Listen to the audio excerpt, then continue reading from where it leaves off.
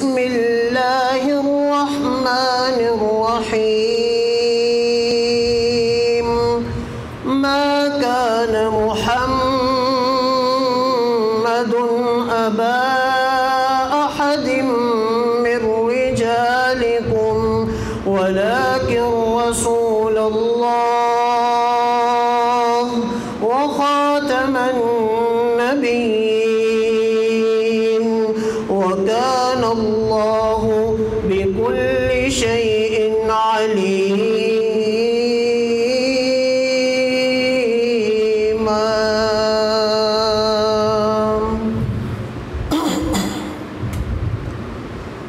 ہر قسم کی حمد و ثنا اللہ خالق و مالک کے لیے کہ جس خالق و مالک نے مجھے اور آپ کو انسان بھی بنایا ہے اور مسلمان بھی بنایا ہے.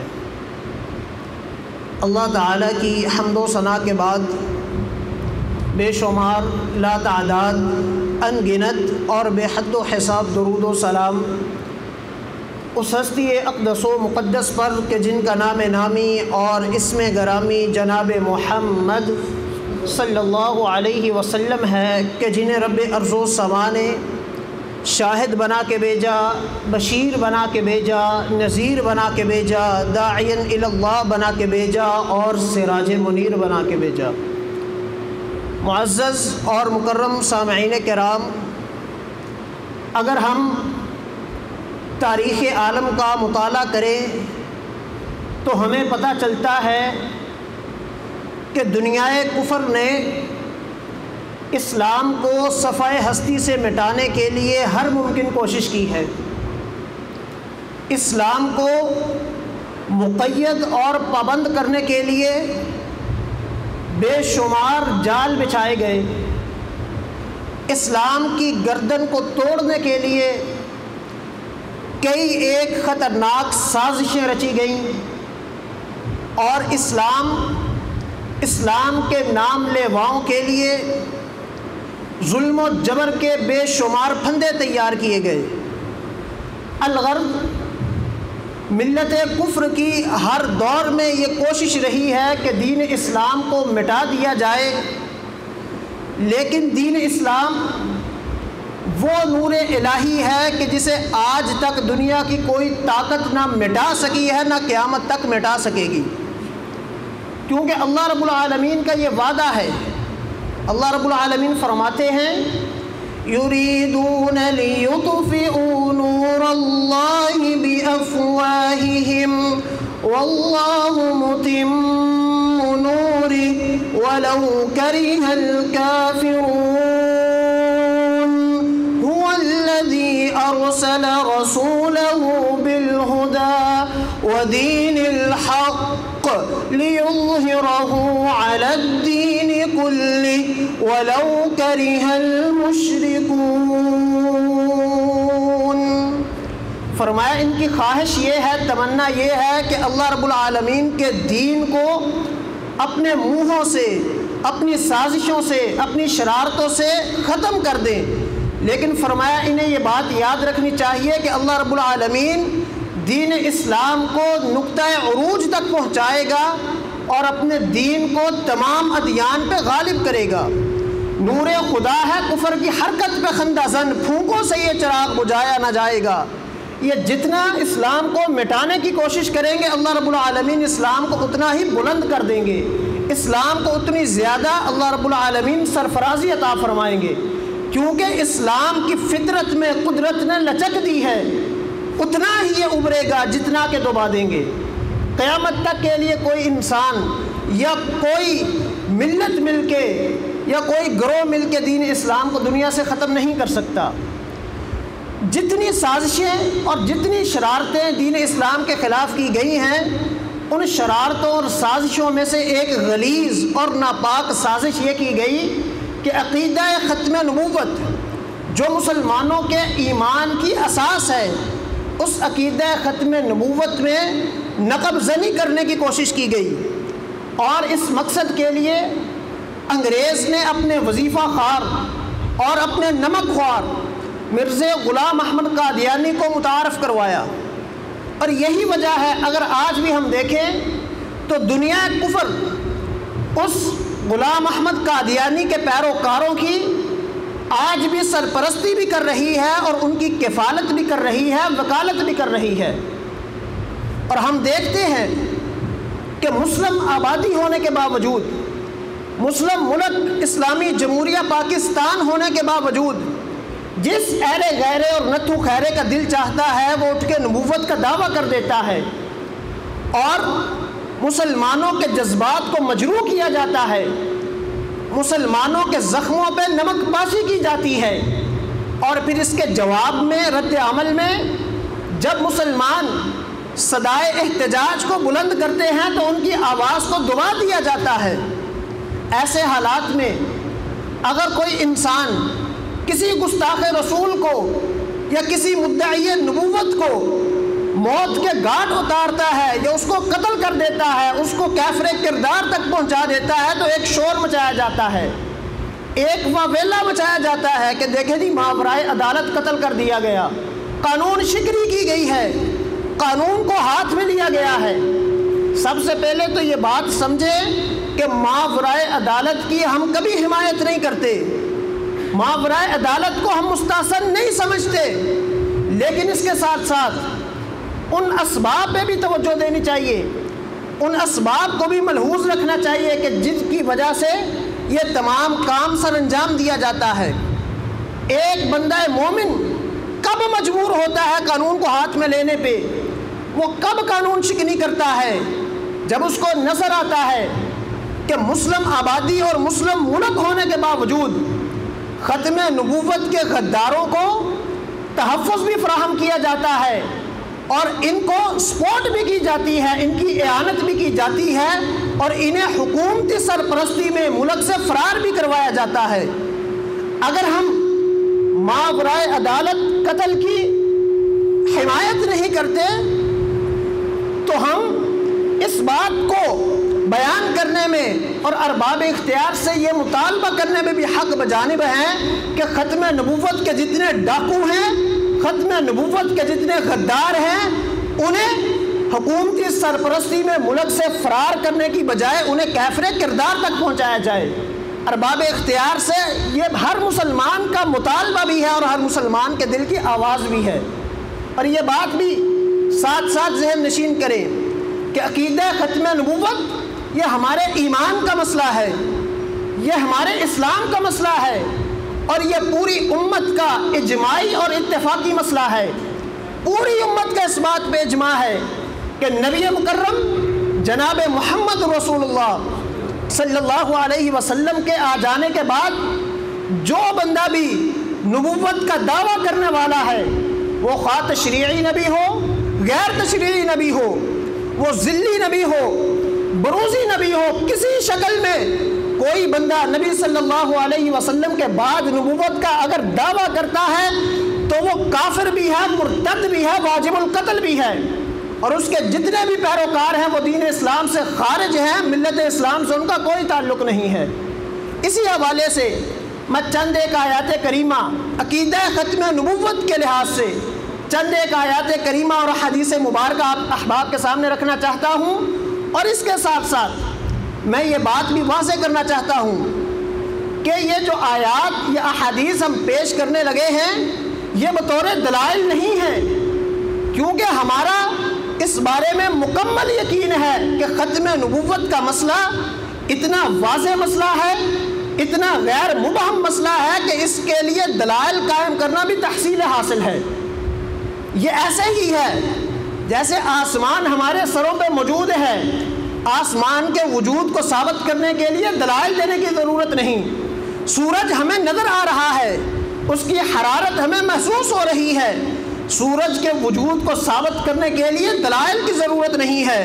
اسی طرح ختم نبوت کا مسئلہ روز روشن کی طرح بلکہ اس سے بھی زیادہ عیاں ہے، اظہر من الشمس ہے، اور اس میں بھی دلائل دینے کی اور دلائل قائم کرنے کی ضرورت نہیں ہے۔ لیکن پھر ان آیات کو بیان کرنے کا مقصد کیا ہے؟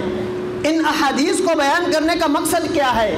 ہر مسلمان کا یہ اعتقاد ہے، ہر مسلمان کا یہ ایمان ہے کہ نبی صلی اللہ علیہ وسلم کی سیرت کا تذکرہ کرنا، اس سے دلوں کو سرور ملتا ہے، ایمان کو تازگی ملتی ہے اور روح کو بالیدگی حاصل ہوتی ہے، اور نبی صلی اللہ علیہ وسلم کی سیرت کے تذکرے سے ایمان کو جلا ملتی ہے۔ اور ختم نبوت کا مسئلہ، یہ تو سیرت کی اعلیٰ ترین صفت ہے، یہ سب سے بڑا اعزاز ہے جو اللہ رب العالمین نے اپنے پیغمبر جناب محمد رسول اللہ صلی اللہ علیہ وسلم کو عطا کیا ہے۔ ہم بطور تبرک اور برکت کے لیے ان آیات کو سنتے بھی ہیں، سناتے بھی ہیں، پڑھتے بھی ہیں اور پڑھاتے بھی ہیں، اور ہر مسلمان کو بطور امتی کم از کم اتنا کام کرنا چاہیے کہ ختم نبوت کے متعلق قرآن پاک کی آیات کو زبانی یاد کرنا چاہیے۔ یہ امتی کی حیثیت سے ہمارا فرض ہے کہ نبی صلی اللہ علیہ وسلم کی ختم نبوت کی جتنی آیات ہیں ہم ان کو زبانی یاد بھی کریں اور ان کا مفہوم بھی سمجھیں، ان کو ترجمے کے ساتھ یاد کریں، اور اگر زبانی یاد نہیں کر سکتے تو کم از کم ان کا مفہوم ہم ذہن نشین کریں۔ اور اس کے ساتھ ساتھ ان آیات کو بیان کرنے کی ضرورت اس لیے بھی ہے کہ قادیانی مکر و فریب کا مظاہرہ کرتے ہوئے یہ بات باور کرانے کی کوشش کرتے ہیں کہ جیسے مسلمانوں کے دیگر فرقے ہیں، کوئی مالکی ہے، کوئی حنبلی ہے، کوئی حنفی ہے، کوئی شافعی ہے، اسی طرح احمدی بھی مسلمانوں کا ایک گروہ ہے۔ نعوذ باللہ من ذالک۔ یہ بات یاد رکھیے کہ یہ جو ائمہ کے دین پہ ان کے مقلدین ہیں، یہ ایک علیحدہ مسئلہ ہے، اور احمدی جو ہیں، جنہیں ہم احمدی نہیں بلکہ قادیانی اور مرزائی کہتے ہیں، یہ ان کا دین اسلام کے ساتھ کوئی تعلق اور دور کا واسطہ بھی نہیں ہے، کیونکہ انہوں نے محمد رسول اللہ صلی اللہ علیہ وسلم کو چھوڑ کے قادیان کے کذاب کو اپنا پیغمبر اور رہنما تسلیم کیا ہے۔ یہ مسلمانوں کا فرقہ نہیں، مسلمانوں کے ساتھ ان کا کوئی تعلق نہیں، اور کسی سادہ لو مسلمان کے ذہن میں یہ خیال بھی نہ آئے، یہ تصور بھی نہ آئے کہ دیکھیں یہ کلمہ بھی پڑھتے ہیں، نماز بھی پڑھتے ہیں، اور اس کے ساتھ ساتھ انہوں نے اپنی عبادت گاہیں بھی تعمیر کی ہیں، اذان بھی پڑھتے ہیں۔ ہو سکتا ہے کہ علماء نے ویسے ہی جیسے ایک دوسرے پہ کفر کا فتویٰ لگا دیا ہے، ویسے ہی ہو سکتا ہے ان پہ بھی کفر کا فتویٰ لگا دیا ہو۔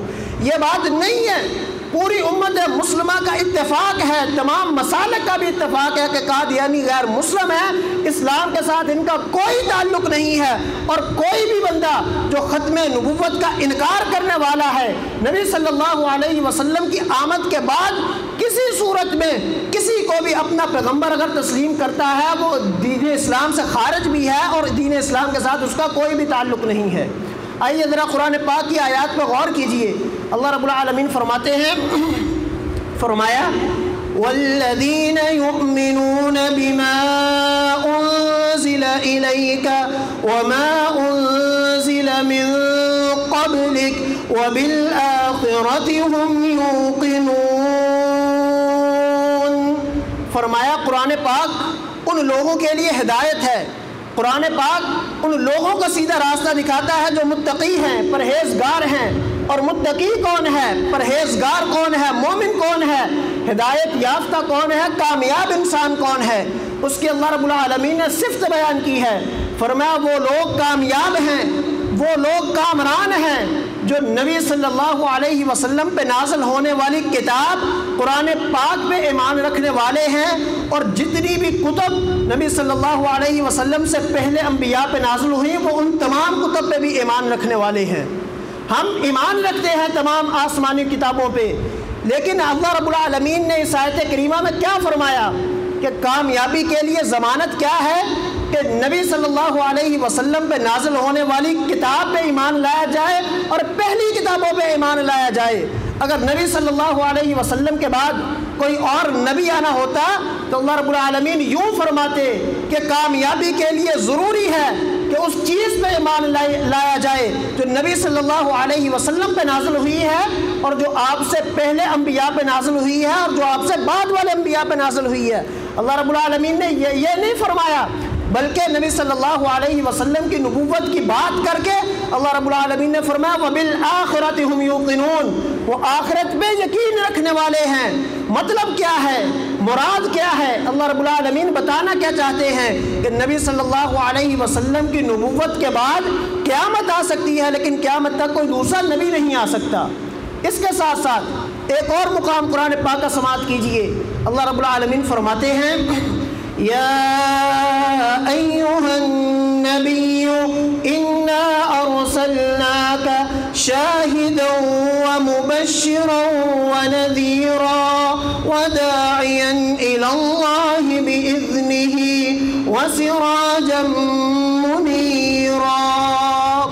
فرمایا میں نے اپنے پیغمبر جناب محمد رسول اللہ صلی اللہ علیہ وسلم کو سراج منیر بنا کے بھیجا ہے۔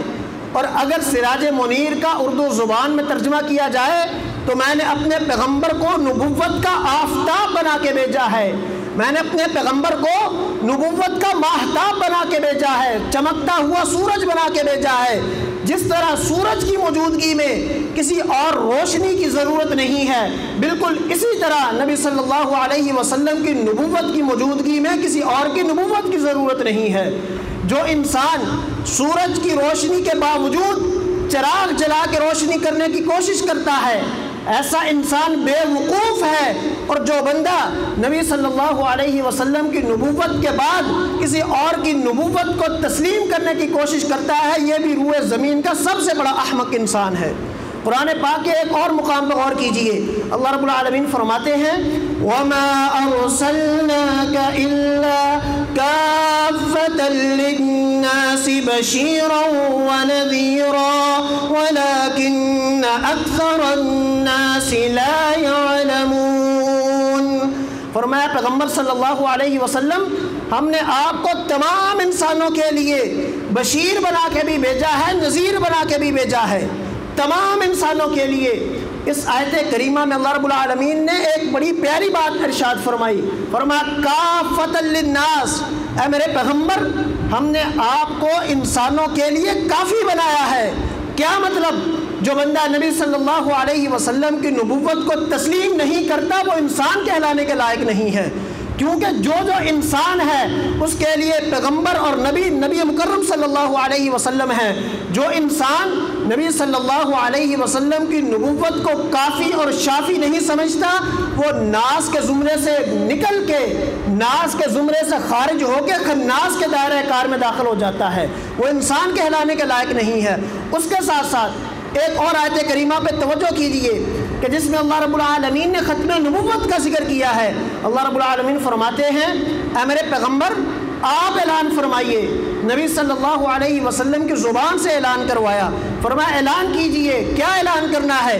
قُلْ يَا أَيُّهَا النَّاسِ إِنِّي رَسُولُ اللَّهِ إِلَيْكُمْ جَمِيعًا الَّذِي لَهُ مُلْكُ السَّمَاوَاتِ وَالْأَرْضِ۔ فرمایا میرے پیغمبر اس بات کا اعلان کرنا ہے، اس بات کا ڈنکا بجانا ہے کہ پوری کائنات کے لوگوں میں تم سب کی طرف اللہ کا رسول بن کے آیا ہوں۔ جتنے بھی انبیاء ہیں، سابقہ انبیاء، جب ان کا ذکر اللہ تعالیٰ نے قرآن پاک میں کیا تو کس انداز سے؟ فرمایا وَإِلَىٰ مَدْيَنَ أَخَاهُمْ شُعَيْبًا، کہ ہم نے اپنا پیغمبر شعیب بھیجا تو قوم مدین کی طرف بھیجا۔ وَإِلَىٰ ثَمُودَ أَخَاهُمْ صَالِحًا، ہم نے جناب صالح کو بھیجا تو قوم سمود کی طرف بھیجا۔ وَإِلَىٰ عَادٍ أَخَاهُمْ هُودًا، ہم نے جناب ہود کو بھیجا تو قوم عاد کی طرف بھیجا۔ وَإِبْرَاهِيمَ إِذْ قَالَ لِقَوْمِهِ اعْبُدُوا اللَّهَ وَاتَّقُوهُ، ابراہیم کو بھیجا، اپنی قوم کا بڑا بنا کے بھیجا۔ لیکن جب نبی مکرم صلی اللہ علیہ وسلم کی باری آئی، اللہ رب العالمین نے فرمایا جو اب آ رہا ہے اس کی نبوت تمام زمانوں کے لیے بھی ہے، تمام مکانوں کے لیے بھی ہے۔ اب قیامت تک کے لیے اگر نبوت ہوگی، اگر رسالت ہوگی تو صرف نبی مکرم صلی اللہ علیہ وسلم کی ہوگی۔ اور اس کے بعد اللہ رب العالمین نے فرمایا یہ اس خدا کا رسول ہے، اس اللہ کا رسول ہے کہ جس کی بادشاہی آسمانوں میں بھی قائم ہے اور جس کی بادشاہی زمینوں میں بھی قائم ہے۔ اس بات کرنے کا کیا مقصد ہے کہ اللہ کے پیغمبر صلی اللہ علیہ وسلم کی نبوت کا ذکر کیا، فوراً بعد فرمایا کہ اس رب کا رسول کہ جس کی بادشاہی آسمانوں میں بھی ہے، جس کی بادشاہی زمینوں میں بھی ہے۔ اللہ رب العالمین بتانا یہ چاہتے ہیں، سمجھانا یہ چاہتے ہیں کہ جس طرح رب العالمین کی بادشاہی آسمانوں میں بھی ہے، زمینوں میں بھی ہے، ویسے ہی میرے پیغمبر کی نبوت کا آفتاب آسمانوں پہ بھی چمکے گا اور زمین پہ بھی چمکے گا۔ قیامت تک کے لیے میں نے اپنے پیغمبر کے سر پہ صرف نبوت کا تاج نہیں سجایا بلکہ ختم نبوت کا تاج بھی سجا دیا ہے۔ اللہ رب العالمین فرماتے ہیں ما کان محمد ابا احد من رجالکم ولکن رسول اللہ وخاتم النبیین، کہ میں نے اپنے پیغمبر کو خاتم النبیین بنایا ہے۔ تمام انبیاء کے سروں پہ اللہ تعالیٰ نے ایک تاج سجایا نبوت کا، لیکن نبی صلی اللہ علیہ وسلم کے سر پہ اللہ تعالیٰ نے 2 تاج سجائے ہیں، نبوت کا تاج بھی سجایا ہے، ختم نبوت کا تاج بھی سجایا ہے۔ یہ آیت کریمہ بڑی واضح دلیل ہے ختم نبوت پہ، لیکن اس آیت کریمہ پہ قادیانی اعتراض کرتے ہیں جناب خاتم النبیین کا مطلب سب نبیوں سے آخر پہ آنے والا نہیں، بلکہ خاتم کا مطلب تو مہر لگانے والا ہے۔ نبی صلی اللہ علیہ وسلم کے آنے کے بعد اب قیامت تک جتنے بھی انبیاء آئیں گے وہ نبی صلی اللہ علیہ وسلم کی مہر لگ کے آئیں گے، نعوذ باللہ من ذالک، کہ نبی صلی اللہ علیہ وسلم کی مہر لگ کے نبی بنیں گے۔ یہ بات اور آیت کریمہ کا یہ مفہوم پہلے نمبر پہ تو عربی لغت کے ہی خلاف ہے، عربی لغت کے خلاف ہے یہ مفہوم۔ اور اس کے ساتھ ساتھ اگر تھوڑی دیر کے لیے اس بات کو تسلیم کر بھی لیا جائے کہ نبی صلی اللہ علیہ وسلم کی مہر سے انبیاء آئیں گے، تو کیسے پتہ چلے گا کہ کون بندہ ہے کہ جس کی نبوت پہ نبی صلی اللہ علیہ وسلم کی مہر لگی ہے، اور اس مہر کا طریقہ کار کیا ہے؟ جب ہمیں مہر کے طریقہ کار کا ہی نہیں پتا تو اس مفہوم کا مطلب کیا رہ جاتا ہے؟ اس طرح تو کوئی بھی بندہ اٹھ کے کہے گا جناب میں نبی صلی اللہ علیہ وسلم کی مہر سے نبی بن گیا ہوں، میری نبوت میں مہر لگائی ہے جناب محمد رسول اللہ صلی اللہ علیہ وسلم نے۔ کیسے پتہ چلے گا کہ نبی صلی اللہ علیہ وسلم کی مہر سے نبی بنا ہے؟ اور اس کے ساتھ یہ بات بھی یاد رکھیں کہ مہر کا عربی زبان میں مطلب سٹیمپ نہیں ہوتا، بلکہ مہر کا عربی زبان میں مطلب، خاتم کا عربی زبان میں مطلب ہوتا ہے سیل کرنا۔ اور سیل کرنا کسے کہتے ہیں؟ کہ کسی چیز کو بند کر دیا گیا، اب نہ کوئی چیز اس میں داخل ہو سکتی ہے نہ اس سے باہر نکل سکتی ہے۔ نبی صلی اللہ علیہ وسلم نے آ کے نبوت کا دروازہ بند کر دیا، اب کوئی بھی نبی صلی اللہ علیہ وسلم کے بعد قیامت تک نہیں آ سکتا۔ اور اس کے ساتھ ساتھ ایک اور شبہ، ایک اور اعتراض کیا جاتا ہے گمراہ کرنے کے لیے کہ دیکھیں نبوت یہ رحمت ہے یا زحمت ہے؟ تو ظاہری بات ہے ایک مسلمان کا جواب تو یہ ہوگا نا کہ نبوت اللہ رب العالمین کی رحمت ہے۔ تو پھر آگے سے اعتراض کرتے ہیں کہ اگر نبوت رحمت ہے تو رحمت جاری رہنی چاہیے، رحمت کو تو بند ہونا ہی نہیں چاہیے۔ یہ اعتراض بھی بالکل باطل ہے۔ اس کی مثال آپ یوں سمجھیں کہ رحمت ہمیشہ وہ چیز ہوتی ہے جو چیز بوقت ضرورت ہو اور بقدر ضرورت ہو، یعنی جب اس کی ضرورت ہو اس وقت انسان کو ملے، اور جتنی ضرورت ہو اتنی انسان کو ملے، تب کوئی چیز رحمت ہوتی ہے۔ اگر اس سے زیادہ ہو تو وہ رحمت بھی زحمت بن جایا کرتی ہے۔